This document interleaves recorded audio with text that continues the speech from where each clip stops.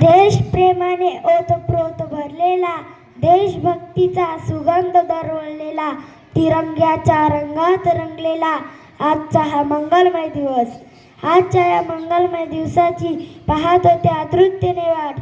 आजच्या या मंगलमय दिवसाची पाहत होते आतुरतेने वाट. उजाडली आहे आज प्रजासत्ताक दिनाची पाठ. उजाडली आहे आज प्रजासत्ताक दिनाची पाठ. उत्सव हा भारतीय संविधानाचा, महामानव डॉक्टर बाबासाहेब आंबेडकरांना वंदन करण्याचा. उत्सव हा भारतीय प्रजासत्ताकाचा, समान हक्क आणि मूलभूत अधिकारांच्या प्राप्तीचा. उत्सव हा भारतीय लोकशाहीचा, स्वातंत्र्य, समता, बंधुता, न्याय ही तत्त्वे रुजविण्याचा. उत्सव हा भारतातील प्रत्येक नागरिकांचा, तुमचा, माझा आणि आपल्या सर्वांचा. अशा या मंगलमय उत्सव प्रसंगी उपस्थित आजच्या कार्यक्रमाचे अध्यक्ष, सर्व गुरुजन वर्ग आणि माझ्या देश बांधवांनो, आज 26 जानेवारी भारतीय प्रजासत्ताक दिन. हा दिन आपल्या देशाचा एक राष्ट्रोत्सव म्हणून आपण मोठ्या उत्साहात साजरा करीत आहोत. हा दिवस प्रत्येक भारतीयांसाठी आनंदाचा, उत्साहाचा, सन्मानाचा आणि अभिमानाचा दिवस आहे.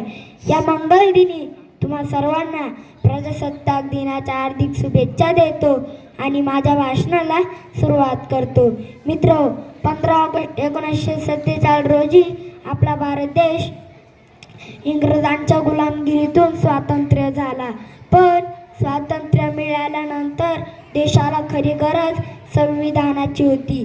त्याशिवाय देशाचा राज्यकारभार सुरळीतपणे चालणार नव्हता.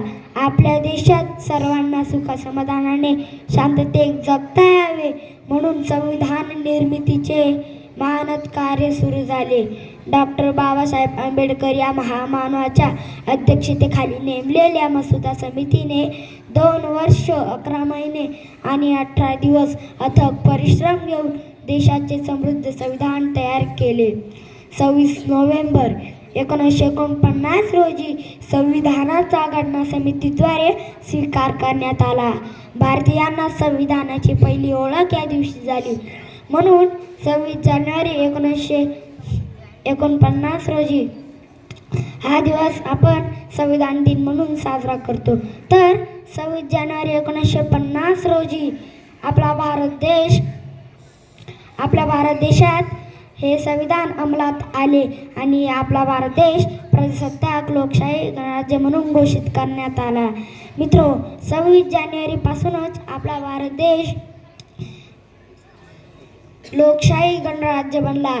खऱ्या अर्थाने भारतात प्रजेचे राज्य निर्माण झाले. भारतीय जनतेला स्वातंत्र्य, समता, बंधुता, न्याय आणि आपले मूलभूत हक्क मिळाले. आज आपण या प्रजासत्ताक देशात मुक्तपणे जीवन जगू शकतो. ते केवळ आणि आपल्या या संविधानामुळेच. चला हे समृद्ध संविधान समजून घेऊया.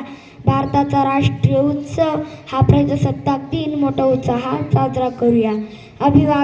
शेवटी मी एवढंच म्हणेल की अभिवादन करूया महामानवास, ज्यांनी समृद्ध संविधान निर्मिले. नतमस्तक होऊया क्रांतिकारकास, ज्यांनी देशाला स्वातंत्र्य दिले. वंदन करूया सर्व महापुरुषास, ज्यांनी देशाला प्रजासत्ताक राष्ट्र बनविले. एवढे बोलून मी माझ्या भाषणाला पूर्णविराम देतो.